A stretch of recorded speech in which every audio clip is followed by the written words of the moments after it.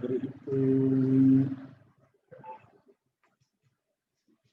वन्दे वन्द्यं विधिभवमहेन्द्रादिवृन्दारकेन्द्रैः व्यक्तं व्याप्तं स्वगुणगणतो देशतः कालतश्च धूतावद्यं सुखचितिमयैर्मङ्गलैर्युक्तमङ्गैः सानाथ्यन्नो विदधदधिकं ब्रह्मनारायणाख्यं भूषारत्नं भुवनवलयस्याखिलाश्चर्यरत्नं लीलारत्नं जलधिदुहितुर्देवता मौलिरत्नं चिन्तारत्नं जगति भजतां सत्सरोजद्युरत्नं कौसल्यायालसत्वमहरन्मण्डले पुत्ररत्नम् आपादमौलिपर्यन्तं गुरूणामाकृतिं स्मरेत् तेन विघ्नाः प्रणश्यन्ति सिद्ध्यन्ति च मनोरथाः। ॐ जन्माद्यस्य यतोऽन्वयादितरतश्चार्थेष्वभिघ्नस्वराट् तेने ब्रह्महृदाय आदिकवये मुह्यन्ति यं सूरयः तेजो वारिमृदां यथा विनिमयो यत्र त्रिसर्गो मृषा धाम्ना स्वेन सदा निरस्तकुहकं सत्यं परं धीमहि यं प्रव्रजन्तमनुपेतमपेतकृत्यं द्वैपायनो विरहकातर आजुहाव पुत्रेति तन्मयतया तरवोऽपि नेदुः तं सर्वभूतहृदयं मुनिमानतोऽस्मि सृष्टिस्थित्यप्ययेहानियतिदुषितमो बन्धमोक्षाश्च यस्मात् अस्य श्रीब्रह्मरुद्रप्रभृति सुरनरद्वीषशत्रुत्मकस्य विष्णोर्व्यस्ताः समस्ताः सकलगुणनिधिः सर्वदोषव्यपेतः पूर्णानन्दो व्ययो यो गुरुरपि परमश्चिन्तयेतं महान्तम् स्वस्तिस्तु सतां सकलसन्मङ्गलानि भवन्तु।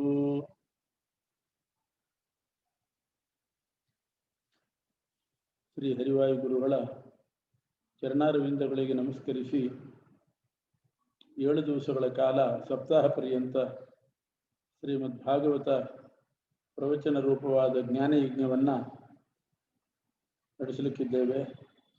ಶ್ರೀ ಹರಿವಾಯು ಗುರುಗಳ ಅನುಗ್ರಹದಿಂದ ನಡೆಯತಕ್ಕಂಥ ಈ ಕಾರ್ಯಕ್ರಮದಲ್ಲಿ, ಈ ಜ್ಞಾನಯಜ್ಞದಲ್ಲಿ ಯಾವ ವಿಘ್ನವೂ ಬರದಂತೆ ವಿಘ್ನೇಶ್ವರನಾಗಿರ್ತಕ್ಕಂಥ ಗಣಪತಿಯ ಅಂತರ್ಯಾಮಿ ಮಧ್ವಾಂತರ್ಗತ ವಿಶ್ವಂಭರಾಭಿನ್ನ ಲಕ್ಷ್ಮೀ ನರಸಿಂಹದೇವರು ಈ ಜ್ಞಾನಯಜ್ಞವನ್ನು ನಿರ್ವಿಘ್ನವಾಗಿ ನಡೆಸಲಿ ಅಂತ ಪ್ರಾರ್ಥನೆ ಮಾಡಿ ಆರಂಭ ಮಾಡ್ತಾ ಇದ್ದೇವೆ. ವೇದವ್ಯಾಸದೇವರು ಭಾಗವತ ರಚನೆ ಮಾಡಬೇಕಾದ್ರೆ ಏನು ಉದ್ದೇಶ ಇಟ್ಟುಕೊಂಡಿದ್ರು ಅನ್ನೋದನ್ನ ತಾವೇ ಪದ್ಮಪುರಾಣದಲ್ಲಿ ತಿಳಿಸಿದ್ದಾರೆ. 3 ಉದ್ದೇಶದಿಂದ ಭಾಗವತ ರಚನೆ ಮಾಡಿದ್ದಾರೆ. ಒಂದು, ಕಲಿಯುಗದಲ್ಲಿ ಪಾಪ ಪರಿಹಾರ ಆಗಬೇಕು ಜನರಿಗೆ. ಭಾಗವತ ಶ್ರವಣ ಮಾಡಿದವರು ಆ ಪ್ರಾಯಶ್ಚಿತ್ತ, ಭಾಗವತ ರೂಪ ಪ್ರಾಯಶ್ಚಿತ್ತದಿಂದ ಪಾಪವನ್ನು ಪರಿಹಾರ ಮಾಡಿಕೊಳ್ತಾರೆ. ಇನ್ನೊಂದು ಉದ್ದೇಶ, ಯಾರಿಗಾದರೂ ಮರಣೋತ್ತರದಲ್ಲಿ ಸದ್ಗತಿ ಆಗದೆ ಪ್ರೇತ ಜನ್ಮ ಉಳ್ಕೊಂಡಿದ್ರೆ, ಆ ಪ್ರೇತ ಜನ್ಮ ಬಂದಿದ್ರೆ ಅಂಥ ಪ್ರೇತತ್ವ ನಿವೃತ್ತಿ ಭಾಗವತದಿಂದ ಆಗ್ತದೆ. ಅದಕ್ಕೋಸ್ಕರ ಭಾಗವತವನ್ನ ಶ್ರವಣ ಮಾಡಬೇಕು. ಇನ್ನೊಂದು ಉದ್ದೇಶ, ಭಕ್ತಿ ಜ್ಞಾನ ವೈರಾಗ್ಯಗಳನ್ನು ಉಂಟು ಮಾಡಿ ಭಾಗವತವು ಮೋಕ್ಷದಾಯಕವಾಗಿದೆ. ಮೋಕ್ಷ ಸಾಧನ ಭಕ್ತಿ ಜ್ಞಾನ ವೈರಾಗ್ಯಗಳು, ಅದು ಭಾಗವತದಿಂದ ಬರ್ತದೆ. ಹೀಗೆ ಇದು ಪಾಪ ಪರಿಹಾರಕ್ಕೊಂದು ಉಪಾಯ, ಪ್ರಾಯಶ್ಚಿತ್ತ ರೂಪವಾಗಿ ಶ್ರವಣ ಮಾಡಬೇಕು. ಮತ್ತು ಪ್ರೇತಾದಿಗಳ ಕಾಟ, ಪ್ರೇತತ್ವ ಜನ್ಮ ಬಂದಿದ್ರೆ ಯಾರಿಗಾದರೂ ಅವರ ಪ್ರೇತತ್ವವನ್ನು ಕಳೀಲಿಕ್ಕೆ ಭಾಗವತ ಶ್ರವಣ ಮಾಡಬೇಕು. ಮೋಕ್ಷ ಸಾಧನ ಜ್ಞಾನಭಕ್ತಿ ವೈರಾಗ್ಯಗಳು ಉಂಟಾಗಲಿ ಅಂತ ಹೇಳಿ ಭಾಗವತ ಶ್ರವಣ ಮಾಡಬೇಕು. ಪರೀಕ್ಷಿನ್ ಮಹಾರಾಜ ಶುಕಾಚಾರ್ಯರ ಬಾಯಿಂದ ಭಾಗವತ ಶ್ರವಣ ಮಾಡಿದ್ದು ಅವನು ಪಾಪ ಪರಿಹಾರಕ್ಕೋಸ್ಕರ. ಒಮ್ಮೆ ಪರೀಕ್ಷಿತ್ ರಾಜ ಬೇಟೆಯಾಡಲಿಕ್ಕೆ ಕಾಡಿಗೆ ಹೋದಾಗ ಶಮೀಕ ಋಷಿಗಳ ಆಶ್ರಮಕ್ಕೆ ಹೋಗಿ ನೀರು ಯಾಚನೆ ಮಾಡ್ತಾನೆ. ಆವಾಗ ಅವನಿಗೆ ನೀರು ಸಿಗಲಿಲ್ಲ. ಇವರು ಶಮೀಕ ಋಷಿಗಳು ಧ್ಯಾನ ಮಗ್ನರಾಗಿದ್ರು. ಅದರಿಂದ ಪರೀಕ್ಷಿತ್ ರಾಜ ಬಂದದ್ದು, ನೀರು ಕೇಳಿದ್ದು ಅವರ ಗಮನಕ್ಕೆ ಬರಲಿಲ್ಲ. ಅವರಷ್ಟಕ್ಕೆ ಅವರು ಧ್ಯಾನ ಮಾಡ್ತಾ ಇದ್ರು. ಇವನು ನೀರು ಕೊಡ್ಲಿಲ್ಲ ಅಂತ ಸಿಟ್ಟಾಗಿ ಸತ್ತ ಹಾವನ್ನು ಅವರ ಕೊರಳಿಗೆ ಹಾಕಿದ. ಇದರಿಂದ 33 ಕೋಟಿ ದೇವತೆಗಳಿಗೆ ಅಪಚಾರ ಆಯಿತು. ಯಾಕೆಂದ್ರೆ ಒಬ್ಬ ಬ್ರಾಹ್ಮಣನ ಶರೀರದಲ್ಲಿ 33 ಕೋಟಿ ದೇವತೆಗಳಿರ್ತಾರೆ ನಾಭಿಯ ಮೇಲ್ಭಾಗದಲ್ಲಿ. ಇವನು ಕೊರಳಿಗೆ ಹಾವು ಹಾಕಿದ್ರಿಂದ ದೇವತೆಗಳಿಗೆ ಅಪಚಾರ ಮಾಡಿದಂತಾಯಿತು. ಅಂಥ ಪಾಪ ಅವನಿಗೆ ಅಂಟಿತು. ಆ ಪಾಪ ಪರಿಹಾರಕ್ಕೋಸ್ಕರ ಅವನು ಭಾಗವತವನ್ನು ಶ್ರವಣ ಮಾಡಿದ ಪರೀಕ್ಷಿತ್ ರಾಜ. ಆ ಪಾಪ ಎಲ್ಲ ಕಳ್ಕೊಂಡ. ಅವನಿಗೇನೋ ನರಕಾದಿ ಅನರ್ಥಗಳು ಆಗಲಿಲ್ಲ. ಇದು ನಡೆದದ್ದು ಭಾದ್ರಪದ ಮಾಸದಲ್ಲಿ. ಕೃಷ್ಣ ಪರಂಧಾಮಕ್ಕೆ ಹೋಗಿ 30 ವರ್ಷಗಳ ಬಳಿಕ ಕಲಿಯುಗ ಪ್ರಾರಂಭ ಆಗಿ 30 ವರ್ಷದ ತರುವಾಯ ಪರೀಕ್ಷಿತ್ ರಾಜ ಶುಕಾಚಾರ್ಯರ ಬಾಯಿಂದ ಭಾಗವತ ಶ್ರವಣ ಮಾಡಿ ತನ್ನ ಪಾಪವನ್ನು ಕಳ್ಕೊಂಡ. ಇದಾಗಿ 200 ವರ್ಷದ ಮೇಲೆ ಗೋಕರ್ಣ ಅನ್ನುವ ಬ್ರಾಹ್ಮಣ ಆಷಾಢ ಮಾಸದಲ್ಲಿ ಆಷಾಢ ಶುದ್ಧ ನವಮಿಯಿಂದ ಹುಣ್ಣಿಮೆಯವರೆಗೆ ತನ್ನ ಮನೆಯಲ್ಲಿ ತಾನು ಭಾಗವತ ಪ್ರವಚನ ಮಾಡ್ತಾನೆ. ಪರೀಕ್ಷಿತ್ ರಾಜ ಶ್ರವಣ ಮಾಡಿದ್ದು ಭಾದ್ರಪದ ಮಾಸ ಶುಕ್ಲ ಪಕ್ಷ ನವಮಿಯಿಂದ ಹುಣ್ಣಿಮೆ ತನಕ. ಅದಾಗಿ 200 ವರ್ಷಗಳ ಮೇಲೆ ಗೋಕರ್ಣ ಭಾಗವತ ಪ್ರವಚನ ಮಾಡಿದ ಆಷಾಢ ಶುದ್ಧ ನವಮಿಯಿಂದ ಹುಣ್ಣಿಮೆ ತನಕ. ಅವನ ಗೋಕರ್ಣನ ಅಣ್ಣ ಒಬ್ಬ ಇದ್ದ ಧುಂಧುಕಾರಿ ಅಂತ. ಅವನು ಸತ್ತು ಪ್ರೇತ ಆಗಿಬಿಟ್ಟಿದ್ದ. ಪ್ರೇತವಾಗಿ ಒಂದು ಹನಿಯೂ ಕೂಡ ನೀರಿಲ್ಲದೆ ನಿರ್ಜಲ ಅರಣ್ಯದಲ್ಲಿ ವಾಸ ಮಾಡ್ತಾ ಇದ್ದ. ಆ ದುಃಖ ಮಿತಿಮೀರಿ ಹೋದಾಗ ತಮ್ಮನನ್ನ ಪೀಡಿಸ್ತಾನೆ, ಗೋಕರ್ಣನನ್ನ. ಅಂದ್ರೆ ಗೋಕರ್ಣನ ಮನೆಯಲ್ಲಿ ಪ್ರೇತ ಬಾಧೆ ಶುರುವಾಯಿತು. ಆಮೇಲೆ ಆ ಪ್ರೇತವೇ ಹೇಳ್ತದೆ, ನಾನೇ ನಿನ್ನನ್ನು ನಾನಾ ರೂಪದಿಂದ ಬಂದು ಹೆದರಿಸಿ ಪೀಡಿಸ್ತಾ ಇದ್ದೇನೆ, ನನಗೆ ಸದ್ಗತಿ ಆಗಬೇಕು, ನೀನೇನಾದರೂ ಮಾಡಿ ಸದ್ಗತಿ ಮಾಡು ಅಂತಂದಾಗ ಗೋಕರ್ಣ ಏನ್ ಮಾಡಬೇಕು ಅಂತ ತೋಚದೆ ಸೂರ್ಯಮಂಡಲಾಂತರ್ಗತ ನಾರಾಯಣನನ್ನ ಪ್ರಾರ್ಥನೆ ಮಾಡ್ತಾನೆ. ಸೂರ್ಯಮಂಡಲದಿಂದ ಧ್ವನಿ ಬಂತು, ಶ್ರೀಮದ್ಭಾಗವತಾನ್ ಮುಕ್ತಿ ಸಪ್ತಾಹಂ ವಾಚನಂ ಕುರು, 7 ದಿವಸ ಭಾಗವತ ಪ್ರವಚನ ಮಾಡು, ಇದರಿಂದ ಆ ಪ್ರೇತ ಮುಕ್ತಿ ಹೊಂದದೆ, ನಿನಗೆ ಪ್ರೇತ ಬಾಧೆ ಇಲ್ಲ, ಪ್ರೇತ ಕಾಟ ಇಲ್ಲ ಅಂತ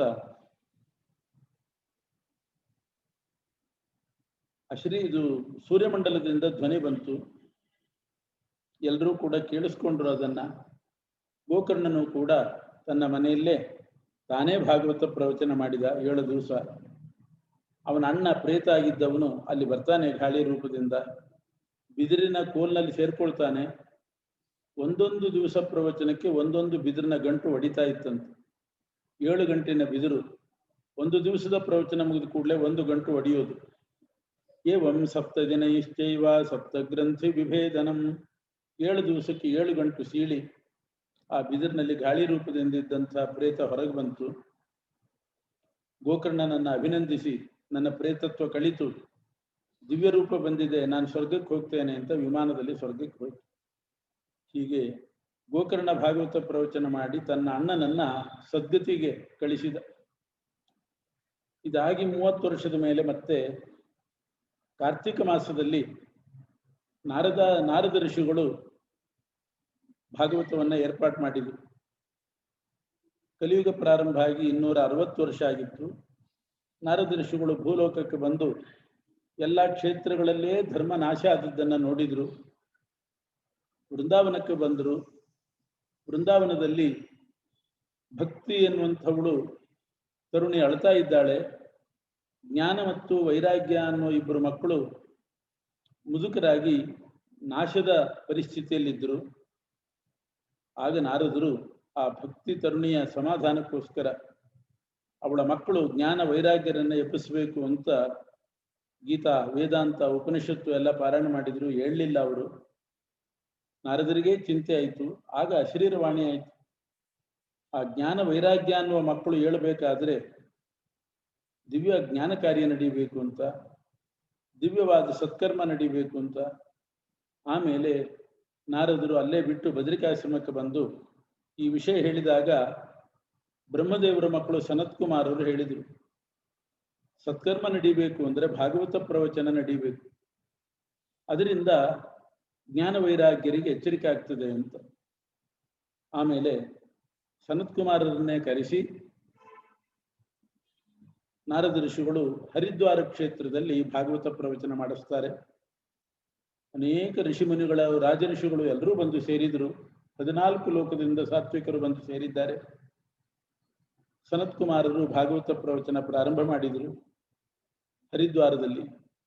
7 ದಿವಸ ಮುಗಿಯೋದ್ರೊಳಗಡೆ ವೃಂದಾವನದಲ್ಲಿದ್ದಂತಹ ಜ್ಞಾನ ವೈರಾಗ್ಯರಿಗೆ ಎಚ್ಚರಿಕೆ ಆಗ್ತದೆ. ಭಕ್ತಿ ಎಂಬ ತಾಯಿಗೆ ಸಮಾಧಾನ ಆಯಿತು. ಭಕ್ತಿ ಸುತೌ ತೌ ತರುಣೌ ಗೃಹೀತ್ವಾ ಪ್ರೇಮೈಕ ರೂಪಾ ಸಹಸಾ ವಿರಾಸೀತ್ ಶ್ರೀಕೃಷ್ಣ ಗೋವಿಂದ ಹರೇ ಮುರಾರೇ ನಾಥೇತಿ ನಾಮಾನಿ ಮುಹುರ್ವದಂತಿ ಕಾಂತ್ಯಾಗತಾಂ ಭಾಗವತಾರ್ಥಭೂಷಾಂ ಸುಚಾರು ವೇಷಾಂ ದದೃಶು ಸದಸ್ಯಾಃ ಕಥಂ ಪ್ರವಿಷ್ಟಾ ಕಥಮಾಗತೇಯಂ ಮಧ್ಯೆ ಮುನೀನಾಮಿತಿ ತರ್ಕಯಂತಹ. ಹರಿದ್ವಾರದಲ್ಲಿ ಸನತ್ಕುಮಾರರಿಂದ ಭಾಗವತ ಪ್ರವಚನ ಮುಗಿಯುವಾಗ ವೃಂದಾವನದಲ್ಲಿ ಮಲಗಿ ಪ್ರಜ್ಞೆ ತಪ್ಪಿದಂತಹ ಜ್ಞಾನ ವೈರಾಗ್ಯರಿಗೆ ಎಚ್ಚರಿಕೆ ಆಯಿತು. ಭಕ್ತಿ ತರುಣಿ ಇಬ್ಬರನ್ನ ಕರೆಕೊಂಡು ಕುಣಿತಾ ಕುಣಿತಾ ಬಂದು ಅಲ್ಲಿದ್ದ ಋಷಿಗಳೆಲ್ಲ ಭಕ್ತಿಗೆ ವರ ಕೊಟ್ಟರು. ಇನ್ಮೇಲೆ ಯಾರು ಭಾಗವತ ಶ್ರವಣ ಮಾಡ್ತಾರೆ ಅವರ ಮನಸ್ಸಿನಲ್ಲಿ ನೀನು ನಿನ್ನ 2 ಮಕ್ಕಳ ಜೊತೆಗೆ ಜ್ಞಾನ ವೈರಾಗ್ಯರ ಜೊತೆಗೆ ವಾಸ ಮಾಡಿಕೊಂಡಿರು ಅಂತ ವರ ಕೊಟ್ಟಿದ್ದಾರೆ. ಆದ್ದರಿಂದ ಭಾಗವತ ಶ್ರವಣ ಮಾಡಿದರೆ ಜ್ಞಾನ ಭಕ್ತಿ ವೈರಾಗ್ಯಗಳು ಮನುಷ್ಯನಲ್ಲಿ ಸ್ಥಿರವಾಗ್ತದೆ. ಇದು ಭಾಗವತ ಶ್ರವಣದ ಫಲ, ಅದರಿಂದ ಮೋಕ್ಷ ಆಗ್ತದೆ. ಹೀಗೆ 3 ಬಾರಿ ಭಾಗವತ ಪ್ರವಚನ ನಡೆದದ್ದನ್ನ ಉಲ್ಲೇಖ ಮಾಡಿದ್ದಾರೆ. ಪಾಪ ಪರಿಹಾರಕ್ಕೂ ಶ್ರವಣ ಮಾಡಬೇಕು. ಪ್ರೇತಾದಿಗಳ ಜನ್ಮ ಬಂದಿದ್ರೆ ಅವರ ಉದ್ದೇಶದಿಂದಲೂ ಭಾಗವತ ಶ್ರವಣ ಮಾಡಬೇಕು, ಅವರಿಗೆ ಸದ್ಗತಿ ಆಗ್ತದೆ. ಜ್ಞಾನಭಕ್ತಿ ವೈರಾಗ್ಯ ಅಭಿವೃದ್ಧಿ ಆಗಲಿ ಅಂತ ಭಾಗವತ ಶ್ರವಣ ಮಾಡಬೇಕು. ಇದಿಷ್ಟು ಸೂತ ಪುರಾಣಿಕರು ಭಾಗವತದ ಮಹಿಮೆಯನ್ನ ಶೌನಕಾದಿಗಳಿಗೆ ಹೇಳಿ ಎಲ್ರಿಗೂ ಆಮಂತ್ರಣ ಕೊಟ್ಟಿದ್ದಾರೆ. ಅಸಾರೇ ಸಂಸಾರೇ ವಿಷಯ ವಿಷ ಸಂಗಾಕುಲಧಿಯ ಕ್ಷಣಾರ್ಥಂ ಕ್ಷೇಮಾರ್ಥಂ ಪಿಬತ ಶುಕಗಾಥಾ ತುಲಸುಧಾಂ ಕಿಮರ್ಥಂ ವ್ಯರ್ಥಂ ಭೋ ವ್ರಜತ ಕುಪಥೆ ಕುಚ್ಚಿತ ಕಥೆ ಪರೀಕ್ಷಿತ್ ಸಾಕ್ಷಿ ಯಶ್ರವಣಗತ ಮುಕ್ತ್ಯುಕ್ತಿ ಕಥನೆ. ಅಸಾರವಾದ ಸಂಸಾರದಲ್ಲಿ ಎಲ್ಲಿಯೂ ಸುಖ ಇಲ್ಲ, ಕ್ಲೇಶವೇ ಭೂಯಿಷ್ಠ. ಎಲ್ಲಿಯಾದ್ರೂ ಒಂದಿಷ್ಟು ಸುಖ ಇದೆ ಅಂತಂದ್ರೆ ಅದರ ತಲೆ ಮೇಲೇನೆ ದುಃಖ ಕೂತಿರ್ತದೆ. ಪರಿಣಾಮದಲ್ಲಿ ಮಹಾ ದುಃಖ ಆಗ್ತದೆ. ಅದರ ಅರಿವಿಲ್ಲದೇನೆ ಸುಖಕ್ಕಾಗಿ ಮನುಷ್ಯ ಪ್ರಯತ್ನ ಪಡ್ತಾನೆ. ಆದರೆ ದುಃಖವೇ ಭೂಯಿಷ್ಠ, ಕ್ಲೇಶವೇ ಜಾಸ್ತಿ.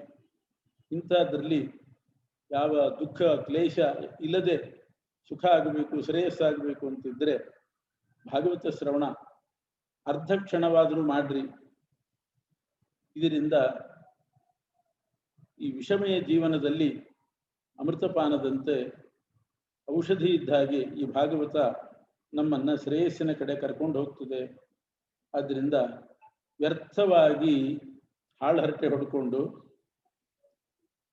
ಮಾಡಬಾರದು ಕೃತ್ಯಗಳನ್ನು ಮಾಡ್ತಾ ಸಮಯ ಹಾಳು ಮಾಡೋದಕ್ಕಿಂತ ಭಾಗವತ ಶ್ರವಣ ಮಾಡ್ರಿ, ಇದರಿಂದ ಲಾಭ ಆಗ್ತದೆ. ಯಾರದ್ದೋ ವಿಚಾರ ನಮಗೆ ಬೇಡದದ್ದು. ಕಿಮರ್ಥಂ ವ್ಯರ್ಥಂ ಭೋ ವ್ರಜತ ಕುಪಥೆ ಕುಚ್ಚಿತ ಕಥೆ. ಕುಚ್ಚಿತವಾದ ಕಥೆ, ದುಷ್ಟವಾದಂಥ ಕಥಾ ಶ್ರವಣ ಮಾಡ್ತಾ ಓದ್ತಾ ಅಂಥ ಕೃತ್ಯಗಳನ್ನು ಮಾಡ್ತಾ ಅಮೂಲ್ಯವಾದ ಕಾಲವನ್ನು ಹಾಳು ಮಾಡ್ಕೊಳ್ಬಾರ್ದು.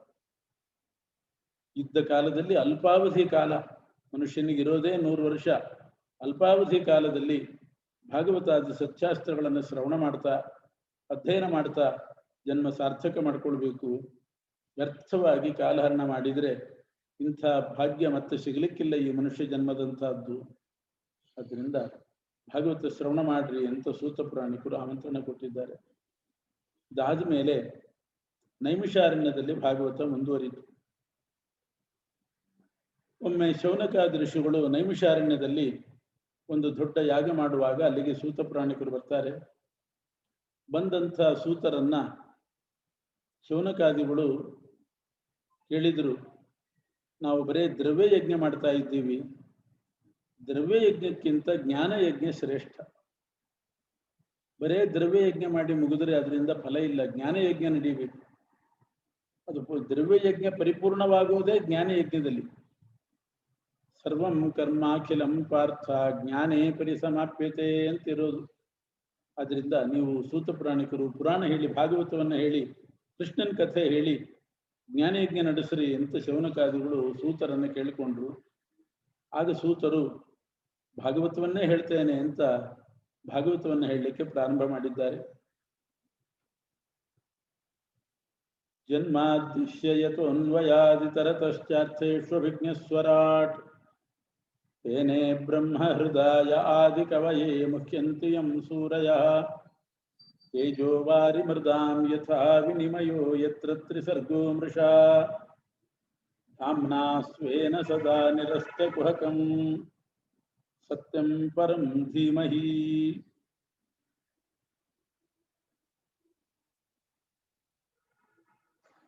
ಪರಂ ಅಂತಂದ್ರೆ ಸರ್ವಗುಣ ಪೂರ್ಣನಾಗಿರ್ತಕ್ಕಂಥ,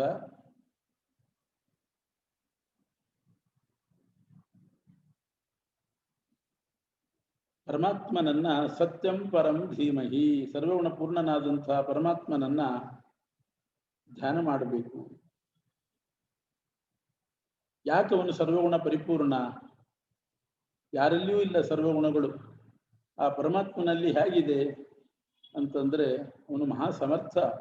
ಜನ್ಮಾದ್ಯಶಯತಃ, ಇಡೀ ಜಗತ್ತಿನ ಸೃಷ್ಟಿ ಸ್ಥಿತಿ ಸಂಹಾರ ನಿಯಮನ ಜ್ಞಾನ ಅಜ್ಞಾನ ಬಂಧ ಮೋಕ್ಷಗಳು ಎಲ್ಲವೂ ಕೂಡ ಅವನ ಅಧೀನ, ಅವನಿಂದಲೇ ಆಗುವುದು ಯಥಾಯೋಗ್ಯವಾಗಿ.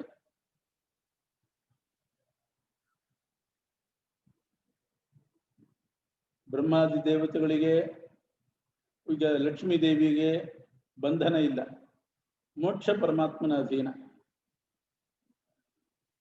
ಜಡ ಪದಾರ್ಥಕ್ಕೆ ಜಡ ಪ್ರಪಂಚಕ್ಕೆ ಜ್ಞಾನ ಇಲ್ಲ, ಉಳಿದದ್ದು ಸೃಷ್ಟಿ ಪರಮಾತ್ಮನ ಅಧೀನ. ಹೀಗೆ ಬ್ರಹ್ಮ ಲಕ್ಷ್ಮಿ ಬ್ರಹ್ಮ ರುದ್ರಾದಿ ಸಮಸ್ತ ಪ್ರಪಂಚಕ್ಕೆ ಈ 8ರಲ್ಲಿ ಯಾವುದ್ಯಾವುದು ಯಾವುದಕ್ಕೆ ಯೋಗ್ಯವೋ, ಕೆಲವರು ಬಂಧಕ್ಕೆ ಯೋಗ್ಯ, ಕೆಲವರು ಮೋಕ್ಷಕ್ಕೆ ಯೋಗ್ಯ, ಕೆಲವರು ಜಡ ಪದಾರ್ಥಗಳು ಅದು ಜ್ಞಾನಕ್ಕೆ ಯೋಗ್ಯ ಅಲ್ಲ. ಹೀಗೆ ಯಾವುದಕ್ಕೆ ಯಾವುದು ಯೋಗ್ಯವೋ ಅದನ್ನೆಲ್ಲ ಪರಮಾತ್ಮನೇ ಉಂಟು ಮಾಡೋದು. ಆದ್ರಿಂದ ಅವನು ಗುಣಪರಿಪೂರ್ಣ. ಇಲ್ಲದಿದ್ರೆ ಇಂಥ ಪ್ರಪಂಚಕ್ಕೆ ಸೃಷ್ಟಿ ಸ್ಥಿತಿ ಸಂಹಾರ, ಈಗ ಅನಿತ್ಯ ಪದಾರ್ಥಗಳಿಗೆಲ್ಲ ಸಂಹಾರ, ಜ್ಞಾನ ಅಜ್ಞಾನ ಬಂಧ ಮೋಕ್ಷ ಎಲ್ಲ ಕೊಡ್ಲಿಕ್ಕೆ ಹೇಗೆ ಸಾಧ್ಯ? ಅವನು ಗುಣಪರಿಪೂರ್ಣನೇ ಆಗ್ಬೇಕು. ಜಗಜ್ಜನ್ಮಾದಿ ಕಾರಣ ಅವನು ಅನ್ನೋದಕ್ಕೇನು ಪ್ರಮಾಣ? ಅನ್ವಯಾತ್. ಅನ್ವಯಾತ್ ಅಂತಂದ್ರೆ ಸಕಲ ವೇದಗಳು ಪರಮಾತ್ಮನನ್ನೇ ಜಗಜ್ಜನ್ಮಾದಿ ಕಾರಣ ಅಂತ ಹೇಳ್ತಾ ಇದ್ದಾರೆ. ಯಥೋ ವಾ ಇಮಾನಿ ಭೂತಾನಿ ಜಾಯಂತೆ ಯೇನ ಜಾತಾನಿ ಜೀವಂತಿ. ಸ್ಪಷ್ಟವಾಗಿ ಯಥೋ ವಾ ಇಮಾನಿ ಭೂತಾನಿ ಜಾಯಂತೆ, ಎಲ್ಲ ಪ್ರಪಂಚ ಹುಟ್ಟಿರೋದೇ ಪರಮಾತ್ಮನಿಂದ. ಏನ ಜಾತಾನಿ ಜೀವಂತಿ, ಅವನಿಂದಲೇ ಬದುಕಿರೋದು, ಸ್ಥಿತಿಯೂ ಅವನ ಅಧೀನ. ಹೀಗೆಲ್ಲ ಹೇಳಿದ್ದಾರೆ. ಆಮೇಲೆ ಯುಕ್ತಿಯಿಂದಲೂ ಸಿದ್ಧವಾಗ್ತದೆ. ಒಬ್ಬ ಚೇತನನಿಂದಲೇ ತಾನೇ ಪುತ್ರಾದಿಗಳು ಹುಟ್ಟೋದು. ಹಾಗೆ ಇಡೀ ಜಗತ್ತು ಪರಮಚೇತನಾದ ಪರಮಾತ್ಮನಿಂದಲೇ ಹುಟ್ಟಬೇಕು. ಅನ್ವಯಾದಿತರತಶ್ಚ, ಯುಕ್ತಿ ಮತ್ತು ಶ್ರುತಿ ಸ್ಮೃತಿಗಳಿಂದ ಪರಮಾತ್ಮನೇ ಜಗಜ್ಜನ್ಮಾದಿ ಕಾರಣ ಅಂತ ಸಿದ್ಧವಾಯಿತು. ಅವನು ಅಭಿಜ್ಞ, ಸರ್ವಜ್ಞ. ಆದ್ರಿಂದ ಇಡೀ ಜಗತ್ತನ್ನ ಸಂರಕ್ಷಣೆ ಎಲ್ಲ ಮಾಡ್ಲಿಕ್ಕೆ ಸಮರ್ಥ, ಸರ್ವಜ್ಞನಾಗಿದ್ದಾನೆ. ಆದ್ರಿಂದ ಯಂ ಕಾಮ ಏತಂತ ಮುಗ್ರಂ ಕೃಣೋಮಿ ಅಂತೆಲ್ಲ ಹೇಳಿದ್ದಾರೆ. ಇದೆಲ್ಲ ಅವನು ಸರ್ವಜ್ಞನಾದ್ರಿಂದ ಸರಿ ಹೋಗ್ತದೆ. ಸ್ವರಾಟ್, ಆ ಪರಮಾತ್ಮನು ಅವನು ಸ್ವತಂತ್ರ. ಅವನ ಮೇಲೆ ಯಾರಿಗೂ ಇಲ್ಲ, ಅವನ ಮೇಲೆ ಯಾರೂ ಇಲ್ಲ, ಅವನಿಗೆ ಇನ್ನೊಬ್ಬರ ಅಪೇಕ್ಷೆನೂ ಇಲ್ಲ. ಅವನ ಇಚ್ಛೆಗೆ ಬಂತು ಯಾರ್ಯಾರನ್ನ ಯಾವ ಪದವಿಯಲ್ಲಿ ಬೇಕೋ ಅಲ್ಲಿ ಕೂಡಿಸ್ತಾನೆ.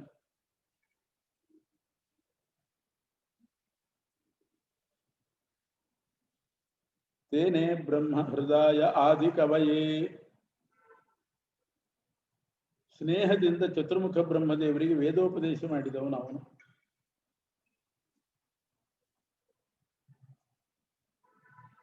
ಮುಹ್ಯಂತಿಯಂ ಸೂರಯ. ಎಂಥ ಜ್ಞಾನಿಗಳು ಕೂಡ ಭಗವಂತನ ಪ್ರಸಾದ ಇಲ್ಲದೆ, ಪರಮಾತ್ಮನ ಅನುಗ್ರಹ ಇಲ್ಲದೆ ಅವನನ್ನು ತಿಳ್ಕೊಳ್ಳಿಕ್ಕೆ ಸಾಧ್ಯ ಇಲ್ಲ.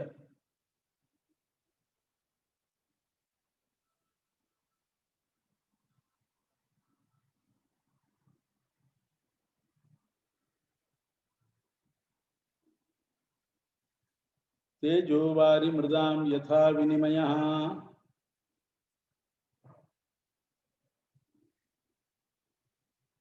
ಜೀವಸರ್ಗ, ಜೀವ ಸೃಷ್ಟಿ, ಈಶ್ವರ ಸೃಷ್ಟಿ, ಜಡ ಸೃಷ್ಟಿ, ಮೂರು ಸೃಷ್ಟಿಯನ್ನ ಪರಮಾತ್ಮ ಮಾಡಿದ್ದಾನೆ. ಈಶ್ವರ ಸೃಷ್ಟಿ ಅಂತಂದ್ರೆ ಒಂದು ದೀಪ ಅನೇಕ ದೀಪ ಆಗ್ತದೆ, ಅದರಂತೆ ಭಗವಂತನ ಸೃಷ್ಟಿ. ವಾರಿ ಸೃಷ್ಟಿ ಅಂದ್ರೆ ವಾರಿ ನಿಮಿತ್ತದಿಂದ ಪ್ರತಿಬಿಂಬ ಸೃಷ್ಟಿ ಆಗ್ತದೆ, ಅದರಂತೆ ಜೀವ ಸೃಷ್ಟಿ.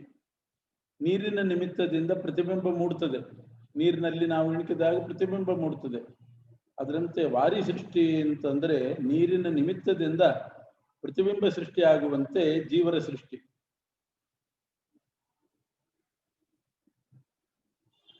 ಮಣ್ಣಿನಿಂದ ಘಟಾದಿಗಳೆಲ್ಲವೂ ಸೃಷ್ಟಿ ಆಗ್ತದೆ, ಅದರಂತೆ ಜಡ ಸೃಷ್ಟಿ. ಅವ್ಯಕ್ತದಿಂದ ಜಡ ಸೃಷ್ಟಿ. ಅವ್ಯಕ್ತ ಅಂತಂದ್ರೆ ಪ್ರಕೃತಿ ಪ್ರಧಾನ ತತ್ವವನ್ನು ಪರಿಣಾಮಗೊಳಿಸಿ ಜಡ ಪದಾರ್ಥಗಳನ್ನು ಸೃಷ್ಟಿ ಮಾಡ್ತಾನೆ ಪರಮಾತ್ಮ. ಈ ಸೃಷ್ಟಿ ಯಾವುದೂ ಕೂಡ ಸುಳ್ಳಲ್ಲ. ಅವನು ನಿರಸ್ತ ಕುಹಕಂ, ಐಂದ್ರಜಾಲಿಕ ಮಾಡಿದಂತೆ ಸೃಷ್ಟಿ ಅಲ್ಲ ಇದು. ಐಂದ್ರಜಾಲಿಕ ಕುಹಕ ವಿದ್ಯೆಯಿಂದ, ಇಂದ್ರಜಾಲ ವಿದ್ಯೆಯಿಂದ ಸೃಷ್ಟಿ ಮಾಡಿ ತೋರಿಸ್ತಾನೆ, ಅಂಥ ಸೃಷ್ಟಿ ಅಲ್ಲ ಇದು.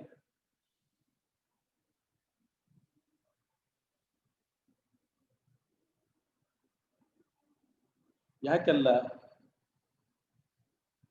ಐಂದ್ರಜಾಲಿಕ ಏನು ಸೃಷ್ಟಿ ಮಾಡ್ತಾನೆ ಆ ಪದಾರ್ಥದಿಂದ ಏನು ಕೆಲಸ ಆಗುವುದಿಲ್ಲ. ಅವನು ಬೇಕಾದಷ್ಟು ಹಣ ಸೃಷ್ಟಿ ಮಾಡ್ತಾನೆ, ಆ ಖಾಲಿ ಡಬ್ಬಿಯಿಂದ ಹಣ ಸುರಿಸಿ ತೋರಿಸ್ತಾನೆ ಇಂದ್ರಜಾಲಿಕ. ಆ ಹಣದಿಂದ ಏನು ಮಾಡ್ಲಿಕ್ಕೂ ಆಗುವುದು. ಮತ್ತೆ ಅವನೇ ಆ ಡಬ್ಬಿ ಹಿಡ್ಕೊಂಡು ಎಲ್ಲರ ಮುಂದೆ ದುಡ್ಡು ಇಸ್ಕೋತಾನೆ ಬಂದು. ಅವನೇ ಹಣ ಸೃಷ್ಟಿ ಮಾಡಿ ತೋರಿಸ್ತಾನೆ ಖಾಲಿ ಡಬ್ಬಿಯಿಂದ. ಅದೇನಾದ್ರೂ ಕಾರ್ಯಕಾರಿ ಆಗೋದಿದ್ರೆ ಮತ್ತೆ ಯಾಕೆ ಅವನ ಹಣ ಬಿಡಬೇಕು? ಎಲ್ಲ ಇಂದ್ರಜಾಲ ಪ್ರದರ್ಶನ ಮಾಡಿ ಮತ್ತೆ ಹಣ ಇಸ್ಕೋತಾನೆ ಎಲ್ಲರದ್ದು. ಅದರಿಂದ ಏನಾಯ್ತು? ಐಂದ್ರಜಾಲಿಕ ಸೃಷ್ಟಿ ಯಾವ ಕೆಲಸನೂ ಮಾಡೋದಿಲ್ಲ.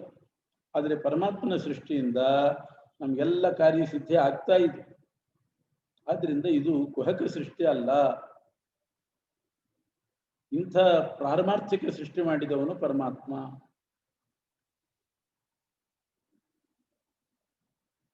ತೇಜೋವಾರಿ ಮೃದಾಂ ಯಥಾ ವಿನಿಮಯ. ವಿನಿಮಯ ಅಂದ್ರೆ ಕಾರ್ಯ. ತೇಜಸ್ಸು ವಾರಿ ಮಣ್ಣಿನ ಕಾರ್ಯ. ತೇಜಸ್ಸಿನ ಕಾರ್ಯ ಬೇರೆ ದೀಪಗಳು, ಮಣ್ಣಿನ ಕಾರ್ಯ ಪ್ರತಿಬಿಂಬ, ಜಡದ ಕಾರ್ಯ ಘಟಪಟಾದಿಗಳಾಗುವ. ಹೀಗೆ ಮೂರು ಸೃಷ್ಟಿ ಮಾಡ್ತಾನೆ, ಯಾವುದು ಸುಳ್ಳಲ್ಲ.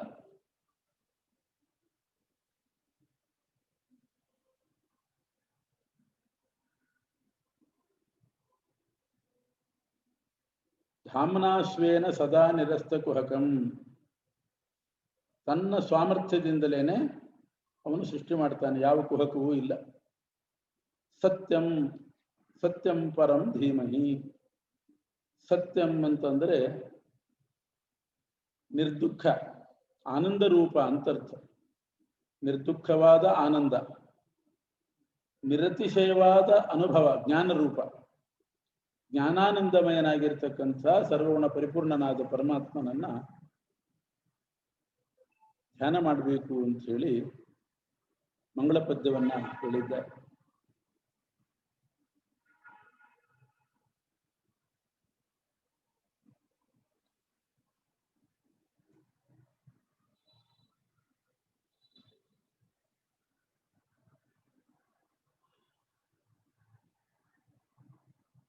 ಈ ಭಾಗವತ ಶ್ರೀಮದಾಚಾರ್ಯ ಹೇಳುವಂತೆ ಸಾಧಾರಣ ಅಲ್ಲ. ಇದು ಬ್ರಹ್ಮಸೂತ್ರ, ಮಹಾಭಾರತ, ಗಾಯತ್ರಿ, ವೇದಮಾತೆಯಾದ ಗಾಯತ್ರಿ, ಸಮಸ್ತ ವೇದಗಳು, ಅದರ ಅರ್ಥವೇ ಇದರಲ್ಲಿ ತುಂಬಿದೆ. ಅದೆಲ್ಲದಕ್ಕೂ ಸಂಬಂಧಪಟ್ಟಂತಹ ಗ್ರಂಥ ಇದು. ಇದನ್ನ ಗರುಡ ಪುರಾಣದಲ್ಲಿ ವ್ಯಾಸರೇ ಹೇಳಿದ್ದಾರೆ ಭಾಗವತದ ವೈಶಿಷ್ಟ್ಯವನ್ನ. ಅರ್ಥೋಯಂ ಬ್ರಹ್ಮಸೂತ್ರಾಣಾಂ ಭಾರತಾರ್ಥ ವಿನಿರ್ಣಯ. ಅರ್ಥೋಯಂ ಬ್ರಹ್ಮಸೂತ್ರಾಣಾಂ, ಇದು ಬ್ರಹ್ಮಸೂತ್ರದ ಅರ್ಥ. ಇದು ಭಾಗವತ ಅನ್ನೋದು. ಭಾರತಾರ್ಥ ವಿನಿರ್ಣಯ, ಭಾರತಾರ್ಥ ಏನು, ಮಹಾಭಾರತದ ಅರ್ಥ ಏನು, ವಿಷ್ಣು ಸರ್ವೋತ್ತಮತ್ವ, ಅದರ ಯಥಾರ್ಥ ಜ್ಞಾನ ಆಗೋದೇ ಭಾಗವತದಿಂದ.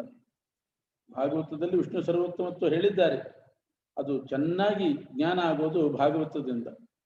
ಅದರಿಂದ ಭಾರತಾರ್ಥ ವಿನಿರ್ಣಯ, ಬ್ರಹ್ಮಸೂತ್ರಗಳ ವ್ಯಾಖ್ಯಾನ ರೂಪ ಇದು. ಗಾಯತ್ರಿ ಭಾಷ್ಯರೂಪೋಸೌ, ಗಾಯತ್ರಿ ಮಂತ್ರದ ಭಾಷ್ಯರೂಪವಾಗಿದೆ. ವೇದಾರ್ಥ ಪರಿಬ್ರಹ್ಮಿತ, ವೇದಾರ್ಥವೇ ಇದರಲ್ಲಿ ತುಂಬಿದೆ. ಪುರಾಣಗಳ ಸಾರ ರೂಪ ಅಂದ್ರೆ ಎಲ್ಲ ಪುರಾಣಗಳಲ್ಲಿ ಶ್ರೇಷ್ಠ ಇದು.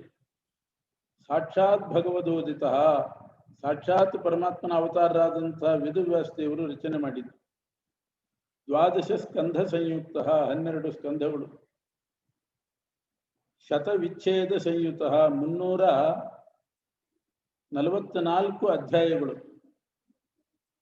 18,000 ಗ್ರಂಥಗಳು. ಒಂದು ಗ್ರಂಥ ಅಂದ್ರೆ 32 ಅಕ್ಷರ. ಅಂಥ 18,000 ಗ್ರಂಥಗಳಿಂದ ಕೂಡಿದ್ದು. ಹೀಗೆ ಗರುಡ ಪುರಾಣ ಭಾಗವತವನ್ನ ಪ್ರಶಂಸೆ ಮಾಡಿದೆ. ಭಾಗವತ ಓದಲಿಕ್ಕೆ ಅರ್ಹರು ಯಾರು? ಯಾರು ಓದಬೇಕು ಭಾಗವತ? ಭಾಗವತದ ಪ್ರಧಾನ ವಿಷಯ ಏನು, ಇದರ ಪ್ರಯೋಜನ ಏನು, ಅದನ್ನ ಹೇಳ್ತಾ ಇದ್ದಾರೆ. ಧರ್ಮ ಪ್ರೋಜ್ಜಿತ ಕೈತವೋತ್ತರ ಪರಮೋ ನಿರ್ಮತ್ಸರಾಣಾಂ ಸತಾಂ ವೇದ್ಯಂ ವಾಸ್ತವಮತ್ರ ವಸ್ತು ಶಿವದಂ ತಾಪತ್ರಯೋನ್ಮೂಲನಂ ಶ್ರೀಮದ್ಭಾಗವತೆ ಮಹಾಮುನಿಕೃತೆ ಕಿಂ ವಾ ಪರೈರೀಶ್ವರಃ ಸದ್ಯೋ ಹೃದಯವರುದ್ಧತೇತ್ರ ಕೃತಿಭಿಃ ಶುಶ್ರೂಷುಭಿಸ್ತತ್ಕ್ಷಣಾತ್. ಭಾಗವತದ ವಸ್ತು ಏನು ಅಂದ್ರೆ, ಇದರ ಪ್ರತಿಪಾದ್ಯ ಭಾಗವತದಲ್ಲಿ ಏನು ಹೇಳಿದ್ದಾರೆ? ಪ್ರೋಜ್ಜಿತ ಕೈತವ, ಕಪಟ ಇಲ್ಲದೆ ಇರುವಂಥ ಧರ್ಮ, ಅದು ಭಾಗವತವನ್ನೇ. ಭಾಗವತ ಹೇಳೋದು ಆ ಧರ್ಮವನ್ನು. ಕಪಟ ಇಲ್ಲದೆ ಇರತಕ್ಕಂಥ ಧರ್ಮ ಭಾಗವತ ಪ್ರತಿಪಾದನೆ ಮಾಡ್ತದೆ. ಕಪಟ ಇಲ್ಲದೆ ಇರೋ ಧರ್ಮ ಅಂದ್ರೇನು? ಯಾವ ಫಲದ ಅಪೇಕ್ಷೆಯೂ ಇಲ್ಲದೆ ಮಾಡುವಂಥ ಧರ್ಮ. ಅದರಲ್ಲಿ ಕೆಟ್ಟ ಫಲ ಇಟ್ಟುಕೊಂಡು ಧರ್ಮ ಅಂತೂ ಸರ್ವಾತ್ಮನ ಅಲ್ಲ. ಹೀಗೆ ಫಲದ ಅಪೇಕ್ಷೆನೇ ಇಲ್ಲದೇನೆ ಕೇವಲ ಈಶ್ವರ ಪ್ರೀತನಾಗ್ಲಿ, ಭಗವಂತ ಪ್ರೀತಿ ಆಗ್ಬೇಕು ಅಂತ ಮಾಡುವ ಧರ್ಮವೇ ಭಾಗವತ ಹೇಳೋ ಧರ್ಮ.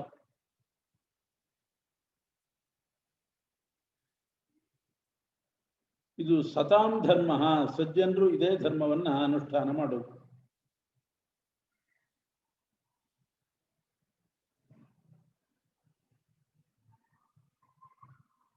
ನಿರ್ಮತ್ಸರಾಣಾಂ ಸತಾಂ, ಮಾತ್ಸರ್ಯ ಇಲ್ಲದೆ ಇರುವಂಥ ಸಜ್ಜನರು ಇಂಥ ಧರ್ಮ ಅನುಷ್ಠಾನ ಮಾಡ್ತಾರೆ. ಸಜ್ಜನರು ಅಂದ್ರೇನೆ ಮಾತ್ಸರ್ಯ ಇರೋದಿಲ್ಲ.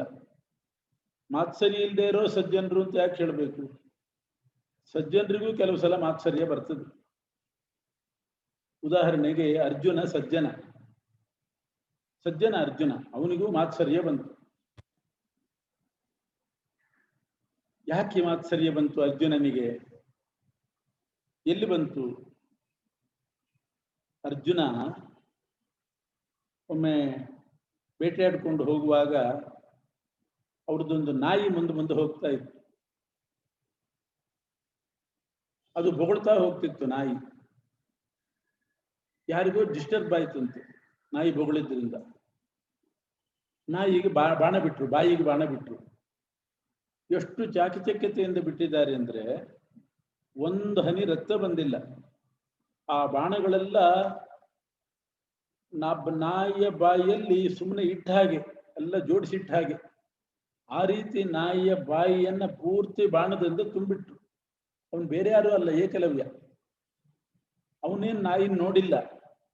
ತನ್ನ ಆಶ್ರಮದಲ್ಲಿ ಅವನಿರುವಾಗ ನಾಯಿ ಕೂಗಿದ್ದು ಕೇಳಿ, ಆ ಶಬ್ದ ಮಾತ್ರ ಕೇಳಿ, ನಾಯಿಯನ್ನು ನೋಡದೇನೆ ಆ ಶಬ್ದ ಕೇಳಿ ಬಾಣ ಪ್ರಯೋಗ ಮಾಡಿದ್ದಾನೆ. ಎಂಥ ಕೌಶಲ! ಅದು ಗಾಯ ಮಾಡಿರಬಾರ್ದು, ಅಷ್ಟೇ ವೇಗದಿಂದ ಹೋಗಿರ್ಬೇಕು.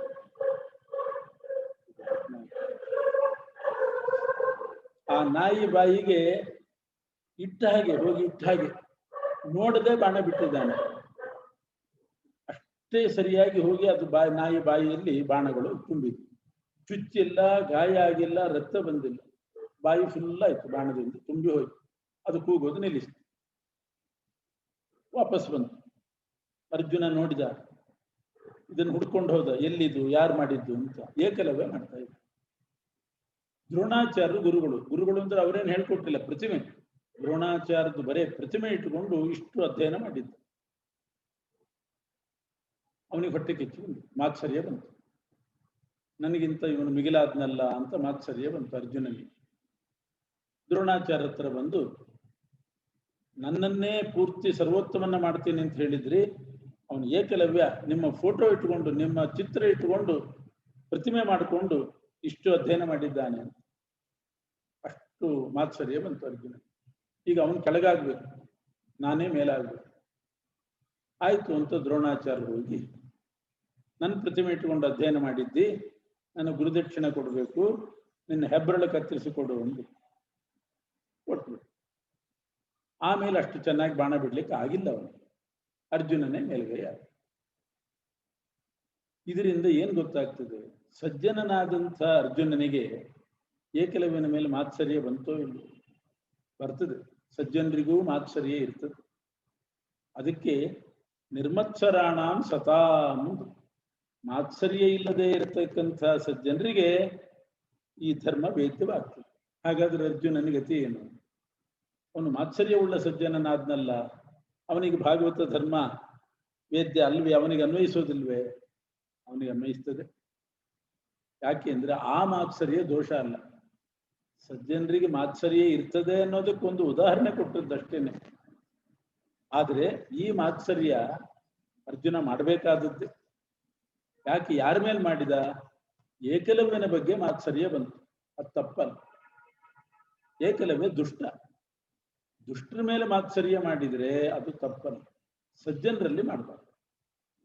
ಸಜ್ಜನರಿಗೂ ಮಾತ್ಸರ್ಯ ಬರ್ತದೆ, ಅದಕ್ಕೆ ನಿದರ್ಶನ ಇದು. ಆದರೆ ಸಜ್ಜನರಿಗೆ ಸಜ್ಜನರಲ್ಲಿ ಮಾತ್ರ ಮಾತ್ಸರ್ಯ ಬರಬಾರ್ದು. ಆವಾಗ ಅವರಿಗೆ ಭಾಗವತ ಧರ್ಮ ವೇದ್ಯವಾಗ್ತದೆ. ಅರ್ಜುನ ಮಾತ್ಸರ್ಯ ಬಂತು, ಆದರೆ ದುಷ್ಟನ ಮೇಲೆ ಬಂತು, ಅದು ಪರವಾಗಿಲ್ಲ. ಉತ್ತಮೇ ಸ್ವಾತ್ಮನೋ ನಿತ್ಯಂ ಮಾತ್ಸರ್ಯಂ ಪರಿವರ್ಜಯೇತ್. ನಮಗಿಂತ ಉತ್ತಮರಾದವರಲ್ಲಿ ಮಾತ್ಸರ್ಯ ಮಾಡಬಾರ್ದು. ಉತ್ತಮರಲ್ಲಿ ಒಬ್ಬ ಶಿಷ್ಯ ಇರ್ತಾನೆ, ಗುರುಗಳ ಅಭಿವೃದ್ಧಿಗೆ ಬಂದ್ರು, ಅವನಿಗೇನೋ ಅವ್ರಿಗೇನೋ ಲಾಭ ಆಯ್ತು ಅಂತಂದ್ರೆ ಅವ್ರ ಮೇಲೆ ಮಾತ್ಸರ್ಯ ಮಾಡಿದ್ರೆ ಹೇಗೆ? ಅದು ಮಾಡಬಾರ್ದು. ಕುರುತೆ ಯತ್ರ ಮಾತ್ಸರ್ಯಂ ತತ್ತತ್ತಸ್ಯ ವಿಹೀಯತೆ. ತಮಗಿಂತ ಉತ್ತಮರಿಗೆ ಏನೋ ಲಾಭ ಆದಾಗ ಅಥವಾ ಸಜ್ಜನರಿಗೆ ಲಾಭ ಆದಾಗ ಅದ್ರ ಬಗ್ಗೆ ಮಾತ್ಸರ್ಯ ಪಡ್ತಾ ಹೋದ್ರೆ ಅಷ್ಟಷ್ಟು ಇವ್ರಿಗೆ ಕೊರತೆನೇ ಆಗ್ತದೆ ಹೊರತು ತುಂಬೋದೇ ಇಲ್ಲ. 1000 ರೂಪಾಯಿ ಒಬ್ಬನಿಗೆ ಉತ್ತಮನಿಗೆ ಬಂತು ಅಂತಂದು ಅಧಮ ಮಾತ್ಸರ್ಯ ಪಟ್ರೆ ಇವನಿಗೆ ಅದು ಏನ್ ಮಾಡಿದ್ರು ಬರೋದಿಲ್ಲ, ಇದ್ದದ್ದು ತಪ್ಪಿ ಹೋಗ್ತದೆ. ಆದ್ರಿಂದ ಎಂದೂ ಕೂಡ ಉತ್ತಮರಿಗೆ ಯಾವುದೇ ಶ್ರೇಯಸ್ಸಾದಾಗ ಅದನ್ನ ನಾವು ಸಂತೋಷ ಪಡಬೇಕು. ನಮಗಿಂತ ಉತ್ತಮರಿಗಾಯ್ತು ಅಂತ ಸಂತೋಷ ಪಡಬೇಕೇ ಹೊರತು ಮಾತ್ಸರ್ಯ ಪಡಬಾರ್ದು. ಮಾತ್ಸರ್ಯ ಪಟ್ರೆ ಯಾವ್ಯಾವ ವಿಷಯದಲ್ಲಿ ಮಾತ್ಸರ್ಯ ಪಡ್ತಾನೋ ಅದೆಲ್ಲ ಅವನಿಗೆ ತಪ್ಪಿ ಹೋಗ್ತದೆ. ಜ್ಞಾನ ಬಂತು ಒಬ್ಬರಿಗೆ ಉತ್ತಮರಿಗೆ ಅಂತ ಇವನು ಮಾತ್ಸರ್ಯ ಪಟ್ರೆ ಇವರು ಅಜ್ಞಾನಿಗಳಾಗ್ತಾರೆ. ಅವರಿಗೆ ಹಣ ಬಂತು ಅಂತ ಮಾತ್ಸರ್ಯ ಪಟ್ರೆ ಇವ್ರದ್ದು ದರಿದ್ರರಾಗ್ತಾ ಹೋಗ್ತಾರೆ. ಸಂತೋಷನೇ ಪಡಬೇಕು, ಬಡತನನೇ ಜಾಸ್ತಿ ಆಗ್ತದೆ. ಆದ್ರಿಂದ ನಿರ್ಮತ್ಸರಾಣಾಂ ಸತಾಂ ವೇದ್ಯಂ ಅಂತ ಹೇಳಿದ್ದು ವ್ಯಾಸರ ಅದಕ್ಕೋಸ್ಕರ. ಇನ್ನು ಧರ್ಮವು ಹೇಗೆ ಭಾಗವತದಿಂದ ವೇದ್ಯವೋ ಅದರಂತೆ ಪರಮಾತ್ಮನೂ ಕೂಡ, ಪರಮಾತ್ಮನ ಸ್ವರೂಪವೂ ಕೂಡ ವೇದ್ಯವಾಗ್ತದೆ. ಎಂಥ ಸ್ವರೂಪ? ದೋಷರಹಿತವಾದ ಗುಣಪೂರ್ಣವಾದ ಸ್ವರೂಪವೇ ಭಾಗವತದಿಂದ ಗೊತ್ತಾಗುತ್ತೆ. ಬೇರೆಯವರು ಹೇಳಿದಂತೆ ಪರಮಾತ್ಮನ ಸ್ವರೂಪ ನಿರ್ಗುಣ ನಿರಾಕಾರದ ಸ್ವರೂಪ ಅಲ್ಲ. ವಾಸ್ತವಂ ವೇದ್ಯಂ ವಾಸ್ತವಮತ್ರ ವಸ್ತು ಶಿವದಂ. ವಾಸ್ತವಂ ಅಂತಂದ್ರೆ ಗುಣಪೂರ್ಣ ಅಂತ ಅರ್ಥ. ಗುಣಪೂರ್ಣವಾದ ನಿರ್ದೋಷವಾದ ಭಗವದ್ ರೂಪ ಭಾಗವತದಿಂದ ಗೋಚರ ಆಗ್ತದೆ. ನಿತ್ಯವಾದಂತಹ ವಸ್ತು ಅಂದ್ರೆ ಪರಮಾತ್ಮ. ಎಲ್ಲ ಕಡೆ ಅವನು ವಾಸ ಮಾಡೋದ್ರಿಂದ ಅವನಿಗೆ ವಸ್ತು ಅಂತ ಹೆಸರು. ವೇದ್ಯಂ ವಾಸ್ತವಮತ್ರ ವಸ್ತು ಶಿವದಂ. ಮಂಗಳವನ್ನು ಉಂಟು ಮಾಡತಕ್ಕಂಥವನು ಪರಮಾತ್ಮ. ಅದರಿಂದ ಶಿವದ ಎಲ್ಲಾ ಕಡೆ ವಾಸ ಮಾಡಿದ್ರಿಂದ ವಸ್ತು. ಗುಣಪೂರ್ಣನಾದ್ರಿಂದ ವಾಸ್ತವ. ವಾಸ್ತವಂ ಶಿವದಂ ವಸ್ತು. ಇದೇ ಇಂಥ ಪರಮಾತ್ಮನೇ ಗೋಚರನಾಗ್ತಾನೆ.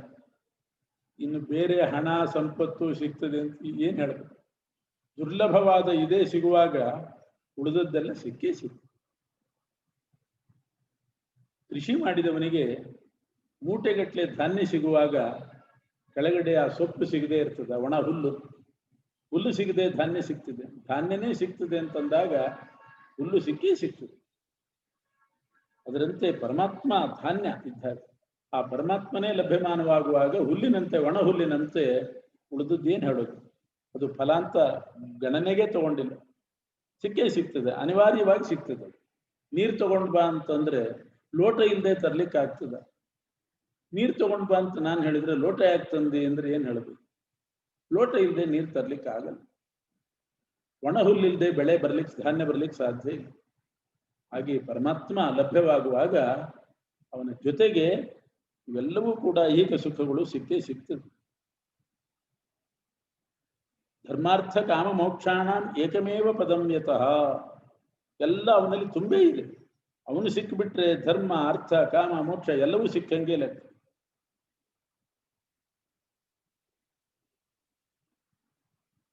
ಇದು ಭಾಗವತದ ವೈಶಿಷ್ಟ್ಯ. ಭಾಗವತದ ವಸ್ತು ಅಂದ್ರೆ ಇದು. ಹೀಗೆ ಧರ್ಮ ಮತ್ತು ಪರಮಾತ್ಮ ಎರಡು ಭಾಗವತದಿಂದ ನಮಗೆ ಲಭ್ಯವಾಗ್ತದೆ. ಸದ್ಯೋ ಹೃದಯವರುದ್ಧತೆ ಕೃತಿಭಿ ಶುಶ್ರೂಷುಭಿಸ್ತಕ್ಷಣಾತ್. ಭಾಗವತ ಓದ್ತಿದ್ದ ಹಾಗೆ ತತ್ಕಾಲದಲ್ಲಿ ಭಗವಂತ ಹೃದಯದಲ್ಲಿ ಪ್ರವೇಶ ಮಾಡ್ತಾನೆ.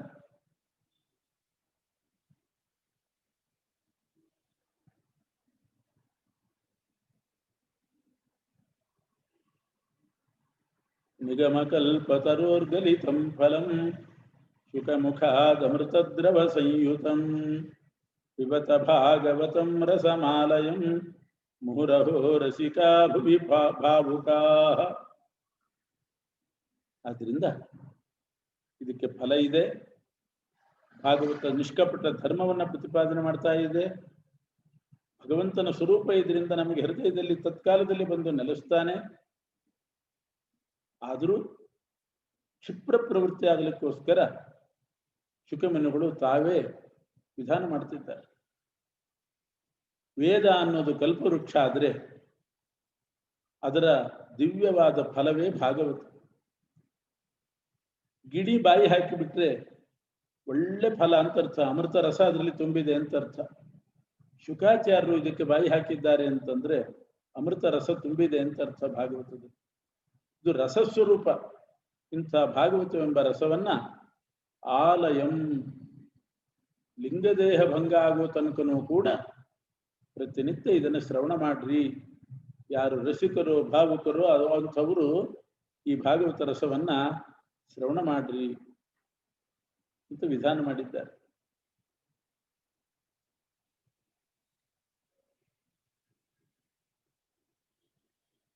ನೈಮಿಷಾರಣ್ಯದಲ್ಲಿ ಸೂತ ಪುರಾಣಿಕರು ಇಂಥ ಭಾಗವತವನ್ನ ಶೌನಕಾದಿಗಳಿಗೆ ಹೇಳಿದರು. ತಮ್ಮ ಗುರುಗಳಾದ ಶುಕಾಚಾರ್ಯರನ್ನ ಸ್ಮರಣೆ ಮಾಡಿ ಹೇಳ್ತಾರೆ. ಸೂತ ಪುರಾಣಿಕರಿಗೆ ಭಾಗವತ ಹೇಳಿದವರು ಶುಕಾಚಾರ್ಯ. ಅವರನ್ನ ಧ್ಯಾನ ಮಾಡಬೇಕು. ಅವರು ಎರಡು ರೀತಿಯಲ್ಲಿ ಗುರುಗಳು ಶುಕಾಚಾರ್ಯ. ಒಂದು ಎಲ್ಲರ ಮನೋನಿಯಾಮಕರಾದ ರುದ್ರದೇವರ ಅವತಾರಾದ್ರಿಂದ ಆಂತರಿಕ ಗುರುಗಳು ಹೌದು. ಮನಸ್ಸಿನೊಳಗಿದ್ದುಕೊಂಡು ಏಕಾಗ್ರತೆಯನ್ನು ಕೊಡ್ತಕ್ಕಂಥ ಆಂತರಿಕ ಗುರುಗಳು. ಹೊರಗಿನಿಂದ ಭಾಗವತ ಉಪದೇಶ ಮಾಡಿ ಸೂತ ಪುರಾಣಿಕರಿಗೆ ಭಾಗವತ ಉಪದೇಶ ಮಾಡಿದ್ರಿಂದಲೂ ಗುರುಗಳು. ಮನೋನಿಯಾಮಕರಾದ್ರಿಂದಲೂ ಗುರುಗಳು. ಈ ಉಭಯ ವಿಧ ಗುರುತ್ವ ಇದೆ ಶುಕಾಚಾರ್ಯರಲ್ಲಿ. ಆಂತರಿಕ ಗುರುಗಳು, ಭಾಷ್ಯ ಗುರುಗಳು. ಉಳಿದವರೆಲ್ಲ ಭಾಷ್ಯ ಗುರುಗಳಿರ್ತಾರೆ, ಹೊರಗಿನಿಂದ ಪಾಠ ಹೇಳ್ತಾರೆ. ಮನಸ್ಸಿನ ಮೇಲೆ ಏಕಾಗ್ರತೆ ತಂದುಕೊಡುವ ಶಕ್ತಿ ಗುರುಗಳಿಗಿರೋದು. ಮನಸ್ಸಿನ ಮೇಲೆ ನಿಯಮನ ಇರೋದಿಲ್ಲ. ಗ್ರಂಥ ಇಟ್ಕೊಂಡು ಪಾಠ ಹೇಳ್ತಾರೆ, ಮನಸ್ಸು ಎಲ್ಲಿ ಹೋಗ್ತದೋ ಏನೋ ಗೊತ್ತಾಗೋದು. ಆದ್ರೆ ಶುಕಾಚಾರ್ಯದ ಹಾಗಲ್ಲ. ಅವರು ಮನೋನಿಯಾಮಕರು ಹೌದು, ಭಾಗವತ ಪಾಠ ಹೇಳಿದವರು ಹೌದು. ಅಂತಹ ಗುರುಗಳು ಶುಕಾಚಾರ್ಯ. ಯಂ ಪ್ರೌರಜಂತ ಮನುಪೇತಮಪೇತ ಕೃತ್ಯಂ ದ್ವೈಪಾಯನೋ ವಿರಹ ಕಾತರ ಆಜುಹಾವ ಪುತ್ರೇತಿ ತನ್ಮಯತಯಾ ತರವೂಪಿ ನೇದುಃ ತಂ ಸರ್ವಭೂತ ಹೃದಯಂ ಮುನಿಮಾನತೋಸ್ಮಿ. ಸರ್ವಭೂತ ಹೃದಯಂ, ಎಲ್ಲ ಜೀವರ ಹೃದಯದಲ್ಲಿ ಇರ್ತಕ್ಕಂಥವ್ರು. ಯಾಕೆ? ಮನೋನಿಯಾಮಕರಾದ ರುದ್ರದೇವರಾದರು. ಅನುಪೇತಂ ಪ್ರವ್ರಜಂತಂ ಅನುಪೇತಂ. ಅನುಪೇತಂ ಅಂತಂದ್ರೆ ದೇಹಾದಿಗಳ ಮೇಲೆ ಅಭಿಮಾನವೇ ಇದ್ದಿಲ್ಲ ಶುಕಾಚಾರ್ಯ. ದೇಹದ ಮೇಲೆ ಅಭಿಮಾನ ಬಿಟ್ಟಿದ್ರು. ಅದರಿಂದ ಅನುಪೇತ ಅಂದ್ರೆ ಹಂಗೆ ಉಪನಯನ ಮಾಡ್ಕೊಂಡಿದ್ದಿಲ್ಲ ಅಂತ ಅರ್ಥ ಅಲ್ಲ. ಅನುಪೇತ ಅಂದ್ರೆ ದೇಹದ ಮೇಲೆ ಅಭಿಮಾನ ಇದ್ದಿಲ್ಲ. ಅಂಥ ಶುಕಾಚಾರ್ಯರು ಒಮ್ಮೆ ಕಾಣದೇ ಇದ್ದಾಗ ವ್ಯಾಸರು ವಿರಹಕಾತರರಾದವರಂತೆ, ಅವ್ರಿಗೆ ಕಾಣಿಸ್ತದೆ ವ್ಯಾಸರಿಗೆ, ಎಲ್ಲಿದ್ರು ಕಾಣದೇ ಇರೋ ಪ್ರಶ್ನೆನೇ ಇಲ್ಲ. ಆದ್ರೂ ಕಣ್ಮುಂದಿಲ್ಲ ಅಂತ ವಿರಹಕಾತರರಾದವರಂತೆ ನಟಿಸಿ ಉತ್ತರ ಅಂತ ಕೂಗಿದ್ರಂತೆ. ಕೂಗಿದ್ರೆ ಶುಕನಿಂದ ಉತ್ತರ ಬರಲಿಲ್ಲ, ಗಿಡಮರಗಳಿಂದ ಉತ್ತರ ಬಂತಂತೆ. ತರವೋ ಪಿನೇದುಹು, ಗಿಡಮರಗಳು ಪ್ರತ್ಯುತ್ತರ ಕೊಟ್ಟು. ಯಾಕೆ? ಉತ್ತರ ಅಂತ ವ್ಯಾಸರು ಕೂಗಿದ್ರೆ, ಶುಕಾಚಾರ್ಯನ ಕೂಗಿದ್ರೆ ಗಿಡಮರಗಳಿಂದ ಯಾಕೆ ಪ್ರತ್ಯುತ್ತರ ಬಂತು? ಗಿಡಮರಗಳಲ್ಲಿಯೂ ಜೀವ ಇದೆ, ಆ ಜೀವರಿಗೆ ಮನಸ್ಸಿದೆ. ಮನೋನಿಯಾಮಕರಾಗಿ ರುದ್ರದೇವರಿದ್ದಾರೆ, ಅವರೇ ಶುಕಾಚಾರ್ಯರು. ಆದ್ರಿಂದ ಗಿಡಮರದಿಂದ ಪ್ರತ್ಯುತ್ತರ ಬಂತು. ಇದೇ ಸಾಕ್ಷಿ. ತಂ ಸರ್ವಭೂತ ಹೃದಯಂ ಮುನಿಮಾನತೋಸ್ಮಿ ಯಸ್ವಾನುಭಾವಮಖಿಲ ಶ್ರುತಿ ಸಾರಮೇಕಂ ಅಧ್ಯಾತ್ಮದೀಪಮತಿತೀರ್ಷತಾಂ ತಮೋಂಧಂ ಸಂಸಾರಿಣಾಂ ಕರುಣಯಾಃ ಪುರಾಣಗುಹ್ಯಂ ತಂ ವ್ಯಾಸಸೂನುಮುಪಯಾಮಿ ಗುರುಂ ಮುನೀನಾಂ. ಎಲ್ಲ ಮುನಿಗಳಿಗೆ ಅವರು ಗುರುಗಳು.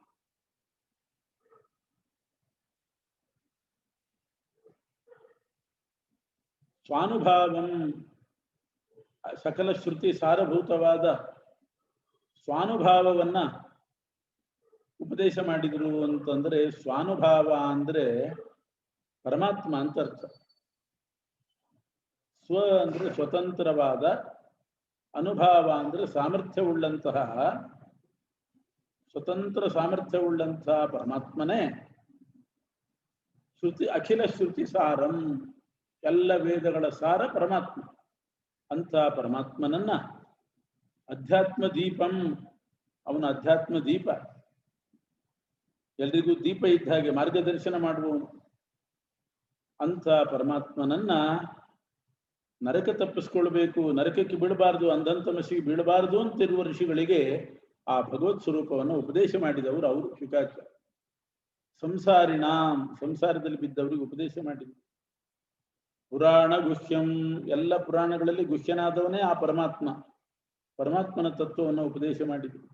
ಅಂಥ ವ್ಯಾಸಸೂನು, ವ್ಯಾಸಪುತ್ರರಾದ ಶುಕಾಚಾರ್ಯರನ್ನ ನಮಸ್ಕಾರ ಮಾಡ್ತೇನೆ ಅಂತ ಮಾಡಿ ಸೂತ ಪುರಾಣಿಕರು ಭಾಗವತ ಹೇಳ್ತಾ ಇದ್ದಾರೆ.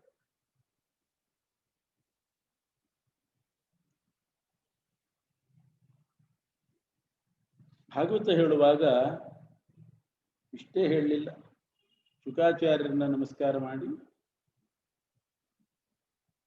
ನಾರಾಯಣಂ ನಮಸ್ಕೃತ್ಯ ನರಂಚೈವ ನರೋತ್ತಮಂ ದೇವೀಂ ಸರಸ್ವತೀಂ ವ್ಯಾಸಂ ತಥೋ ಜಯಮುದೀರಯೇತ್ ಅಂತ. ಗ್ರಂಥದ ನಾಯಕ, ಭಾಗವತದ ನಾಯಕ ಯಾರು? ನಾರಾಯಣ. ರಚನೆ ಮಾಡಿದವರು ವೇದವ್ಯಾಸ ದೇವರು, ಇಬ್ರು ಪರಮಾತ್ಮನೇ. ಅವರನ್ನ ನಮಸ್ಕಾರ ಮಾಡಬೇಕು ಮೊದಲು. ಆಮೇಲೆ ಭಾಗ್ಯದೇವತೆಯಾದ ಲಕ್ಷ್ಮೀ ದೇವಿಗೆ ನಮಸ್ಕಾರ ಮಾಡಬೇಕು. ಸಕಲ ವಾಂಗ್ ಮನಸ ದೇವತೆ ಲಕ್ಷ್ಮೀ ದೇವಿ. ಆದ್ರಿಂದ ಲಕ್ಷ್ಮಿಗೆ ನಮಸ್ಕಾರ ಮಾಡಬೇಕು. ಲಕ್ಷ್ಮಿಗೆ ನಮಸ್ಕಾರ ಮಾಡಿದ ಮೇಲೆ ಅಧ್ಯಕ್ಷ ಸ್ಥಾನದಲ್ಲಿರ್ತಕ್ಕಂಥ ಸಕಲ ಕಾರ್ಯ ನಿರ್ವಾಹಕರಾದ ವಾಯುದೇವರಿಗೆ ನಮಸ್ಕಾರ ಮಾಡಬೇಕು. ಉಪಸಾಧಕರಾಗಿರ್ತಕ್ಕಂಥ ಶೇಷದೇವರಿಗೆ, ಅದಕ್ಕಿಂತ ಮೊದಲು ವಾಗ್ದೇವತೆಯಾದ ಭಾರತೀ ದೇವಿಗೆ ನಮಸ್ಕಾರ ಮಾಡಬೇಕು, ಸರಸ್ವತಿ ದೇವಿಗೆ. ಆಮೇಲೆ ಶೇಷದೇವರಿಗೆ ನಮಸ್ಕಾರ ಮಾಡಬೇಕು. ಆಮೇಲೆ ಭಾಗವತ ಹೇಳಬೇಕು. ಯಾಕೆ ಭಾಗವತ ರಚನೆ ಮಾಡಿದವರು ವೇದವ್ಯಾಸ ದೇವರು, ಭಾಗವತದ ನಾಯಕ ನಾರಾಯಣ, ಲಕ್ಷ್ಮೀ ದೇವಿ ಅಂತೂ ಬೇಕೇ ಬೇಕು. ಇದನ್ನೆಲ್ಲ ಹೇಳಬೇಕು ಮಾಡಬೇಕಾದ್ರೆ ಉಸಿರಾಟದ ದೇವರು ವಾಯುದೇವರು, ಅವರ ಅನುಗ್ರಹ ಬೇಕು. ಇದು ಗ್ರಂಥ ರೂಪ ಆದ್ರಿಂದ ವಾಗಭಿಮಾನಿ ಸರಸ್ವತಿ ಅನುಗ್ರಹ ಬೇಕು. ಇಂಥದ್ದಕ್ಕೆಲ್ಲ ಪುರಾಣಗಳಿಗೆಲ್ಲ ಅಭಿಮಾನಿ ಶೇಷದೇವರಾದ್ರಿಂದ ಅವರ ಅನುಗ್ರಹ ಬೇಕು. ಇಷ್ಟು ಜನರಿಗೆ ನಮಸ್ಕಾರ ಮಾಡಿ ತಥೋ ಜಯ ಮುದೀರಯೇ, ಭಾಗವತಕ್ಕೆ ಜಯ ಅಂತ ಹೆಸರು. ಎಲ್ಲದರಲ್ಲೂ ಜಯ ತಂದು ಕೊಡ್ತದೆ, ಜಯಪ್ರದ, ಆದ್ರಿಂದ ಜಯ ಅಂತ ಹೆಸರು. ಇನ್ನೊಂದು ಅರ್ಥದಲ್ಲಿ ಜ ಅಂತ ಪ್ರಾರಂಭ ಭಾಗವತ, ಜನ್ಮಾದ್ಯಸ್ಯತಃ ಅಂತ. ಕೊನೇ ಅಕ್ಷರ ಭಾಗವತದಲ್ಲಿ ಸುರ ಋಷಭಾಯ ನಮಃ ಸನಾತನಾಯ ಅಂತ ಕೊನೆಯದು. ಜ ಯ, ಮೊದಲನೇ ಅಕ್ಷರ ಜ, ಕೊನೆ ಅಕ್ಷರ ಯ. ಇಂಥ ಭಾಗವತವನ್ನು ಹೇಳ್ತೇನೆ ಅಂತ ಪ್ರಾರಂಭ ಮಾಡಿ. ಈ ಭಾಗವತ ಹೇಗೆ ಬಂತು, ಮೊದಲು ರಚನೆ ಮಾಡಿದವರು ಯಾರು, ಯಾರ್ಯಾರಿಗೆ ಬಂತು, ಇದನ್ನೆಲ್ಲ ತಿಳ್ಕೊಳ್ಬೇಕು. ವಿಶೇಷ ಫಲ ಸಿಗ್ತದೆ. ಮೊಟ್ಟ ಮೊದಲು ಭಾಗವತ ರಚನೆ ಮಾಡಿದ್ದು ನಾರಾಯಣ. ಚತುಶ್ಲೋಕಿ ಭಾಗವತ ಅಂತ 4 ಶ್ಲೋಕದ ಭಾಗವತ, ಮೂಲ ಭಾಗವತ ಅಂತ. ಅಹಮೇವಾ ಸಮಗ್ರೇ ಚ ನಾನ್ಯದ್ಯತ್ ಸತ್ಪರಂ ಪಶ್ಚಾದಹಂ ತ್ವಮೇತಚ್ಚಾಯೋ ವಸಿಷ್ಯೇತ ಸೋಸ್ಮ್ಯಹಂ ಋತೇರ್ಥಂ ಯತ್ ಪ್ರತೀಯೇತ ನ ಪ್ರತೀಯೇತ ಚಾತ್ಮನಿ ತದ್ವಿದ್ಯಾದಾತ್ಮನೋ ಮಾಯಾಂ ಯಥಾ ಭಾಸೋ ಯಥಾ ತಮಃ ಯಥಾ ಮಹಾಂತಿ ಭೂತಾನಿ ಭೂತೇಷು ಚಾವಚೇಷು ಚ ಪ್ರವಿಷ್ಟಾನ್ಯಪ್ರವಿಷ್ಟಾನಿ ತಥಾ ತೇಷು ನ ತೇಷ್ವಹಂ ಏತಾವದೇವ ಜಿಜ್ಞಾಸ್ಯಂ ತತ್ವಜಿಜ್ಞಾಸುನಾತ್ಮನಃ ಅನ್ವಯ ವ್ಯತಿರೇಕಾಭ್ಯಾಂ ಯಚ್ಚಾತ್ ಸರ್ವತ್ರ ಸರ್ವದಾ ಅಂತ 4 ಶ್ಲೋಕ ಇದೆ. ಬ್ರಹ್ಮದೇವರಿಗೆ ಸೃಷ್ಟಿಯ ಆದಿಯಲ್ಲಿ ಪರಮಾತ್ಮ ಉಪದೇಶ ಮಾಡಿದ್ದು ಚತುಶ್ಲೋಕಿ ಭಾಗವತ.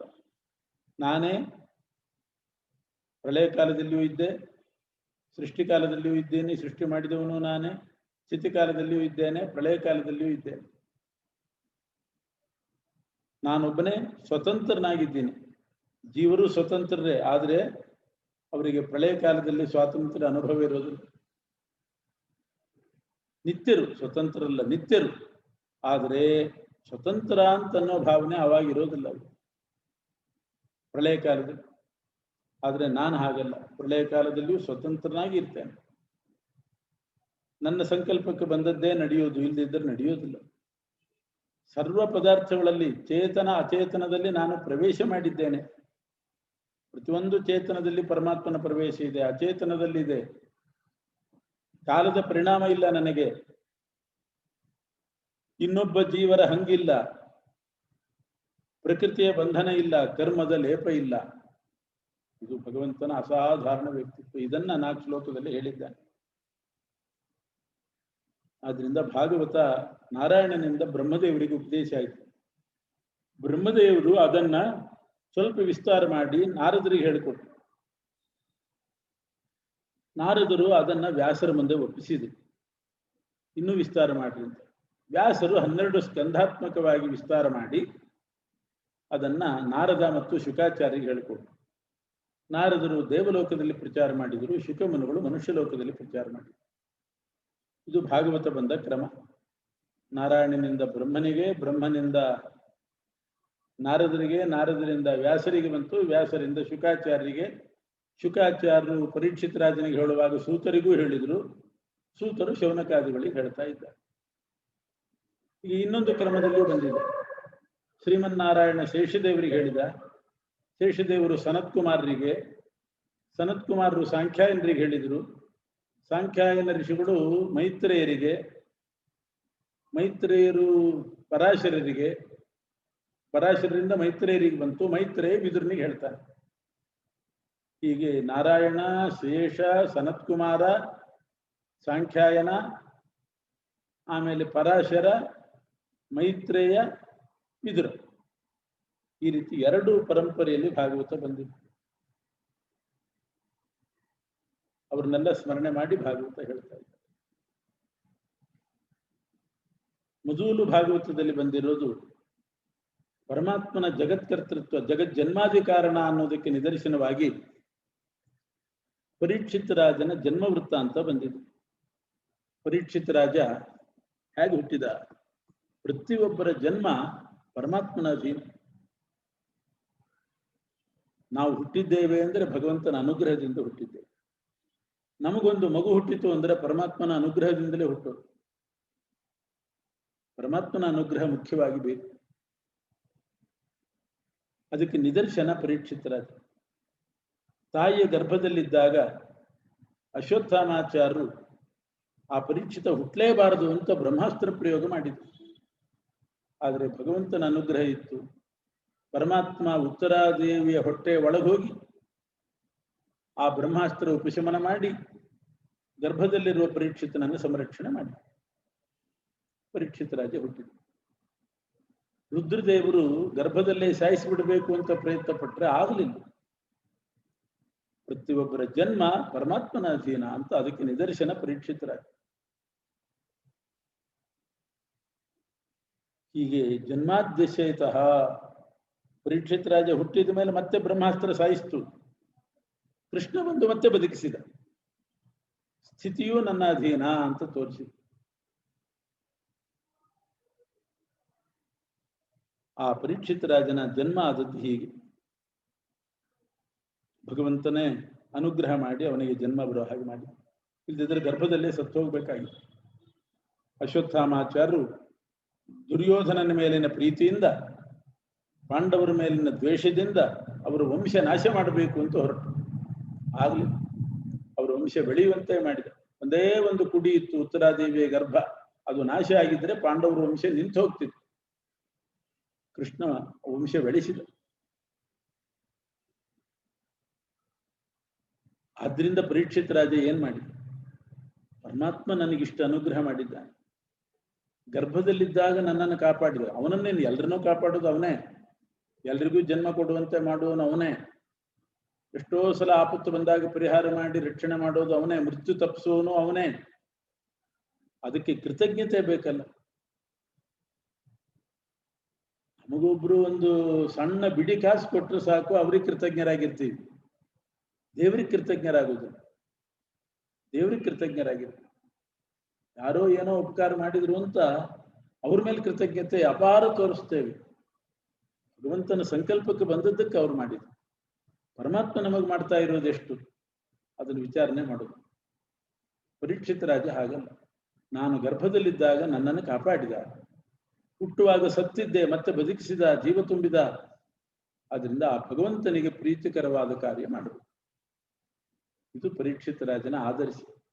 ದೇವರು ನಮ್ಮನ್ನು ಹುಟ್ಟಿಸಿದ್ದಾನೆ, ದೇವರು ನಮ್ಮನ್ನು ಬದುಕಿಸಿದ, ಅದಕ್ಕೆ ಅವನಿಗೆ ಪ್ರೀತಿಕರವಾದ ಕಾರ್ಯ ಮಾಡಬೇಕು. ಏನು ಭಗವತ್ ಪ್ರೀತಿಕರವಾದ ಕಾರ್ಯ? ಕಲಿ ನಿಗ್ರಹ. ಕಲಿಯುಗದಲ್ಲೇ ಬಂದು ಪರೀಕ್ಷಿತ ರಾಜ ಕಲಿಯನ್ನ ನಿಗ್ರಹ ಮಾಡಿದ. ಯಾಕೆ? ಭಗವಂತನಿಗೆ, ಭಗವದ್ ಭಕ್ತರಿಗೆ ಎಲ್ಲ ಅನುಕೂಲ ಆಗಲಿ ಅಂತ ಇಂಥ ಉಪಕಾರ ಮಾಡಿ ದೇವತಾ ಕಾರ್ಯ ಮಾಡಿದ. ಪರೀಕ್ಷಿತ ರಾಜ ಕಲಿ ನಿಗ್ರಹ ಮಾಡಿದ್ರಿಂದ ಅವನು ಯಾರಿಂದಲೂ ಏನೋ ಅಪೇಕ್ಷೆ ಪಟ್ಟಿಲ್ಲ, ದೇವರ ಪ್ರೀತಿ ಆಗ್ತದೆ ಅಂತ ಮಾಡಿ. ಇಲ್ದಿದ್ರೆ ಕಲಿಯುಗದಲ್ಲಿ ಕಲಿ ಎಲ್ಲಾ ಕಡೆ ವ್ಯಾಪಿಸಿ ಬಿಡ್ತಿದ್ದ, ಅವನದೇ ಯುಗ ಆದ್ರಿಂದ. ಆ ಪರೀಕ್ಷಿತ ರಾಜ ನಿಗ್ರಹ ಮಾಡಿದ್ರಿಂದ ಕಲಿ ಈಗ ಎಲ್ಲಿದ್ದಾನೆ ಗೊತ್ತೇನು? ಜೂತಂ, ಯಾರು ಜೂಜಾಡ್ತಾರೆ ಅಲ್ಲಿ ಕಲಿ ಇದ್ದಾರೆ. ಇದು ಪರೀಕ್ಷಿತ ರಾಜ ನಿಗ್ರಹ. ಪೂರ್ತಿ ಕೊಲ್ಲಿಲ್ಲ ಕಲಿಯನ್ನು ಕೊಲ್ಲಿಕ್ಕೆ ಭೀಮಸೇನ ದೇವರೇ ಆಗಬೇಕು. ಅದು ಕಲಿಯುಗ ನಡಿಬೇಕು ಅಂತ ಹರಿಸಂಕಲ್ಪ ಇತ್ತು. ಅದಕ್ಕೆ ವಿರುದ್ಧವಾಗಿ ಪರೀಕ್ಷಿತ ರಾಜ ಕಲಿಯನ್ನು ಕೊಂದು ಬಿಟ್ರೆ ಹೇಗೆ? ಕಲಿಯುಗ ನಡೆಯುವುದು ಹೇಗೆ? ಕಲಿಯುಗ ನಡೆಸಲಿಕ್ಕೆ ಕಲಿ ಬೇಕು. ಆ ಕಲಿ ಉಳಿಲಿ ಅಂತ ಹೇಳಿ ಹರಿಸಂಕಲ್ಪ ಇತ್ತು.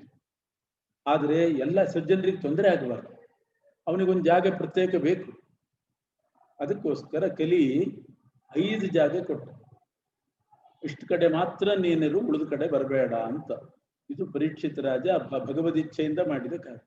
ಮೊದಲನೇ ಜಾಗ ಕೊಟ್ಟದ್ದು ದ್ಯೂತಂ, ಜೂಜಾಟ.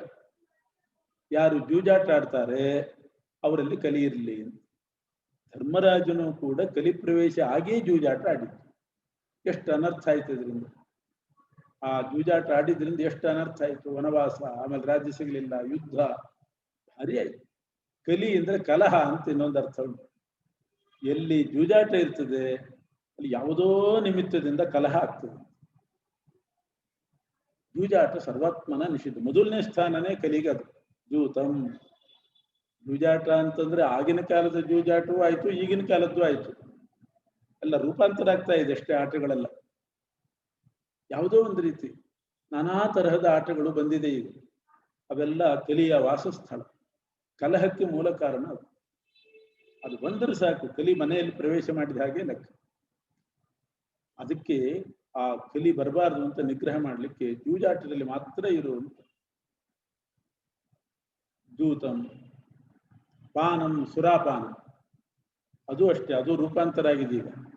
ಪ್ರತ್ಯಕ್ಷ ಸುರಾಪಾನ ಅಲ್ದಿದ್ರು ಕೂಡ ಅದರ ಬದಲು ಇನ್ನೇನೋ ಅಡಿಕ್ಟ್ ಆಗೋದು ಅಂತುಂಟು, ಡ್ರಗ್ ಅಡಿಕ್ಷನ್, ಡ್ರಗ್ಸ್, ಅದು ಅಷ್ಟೇ.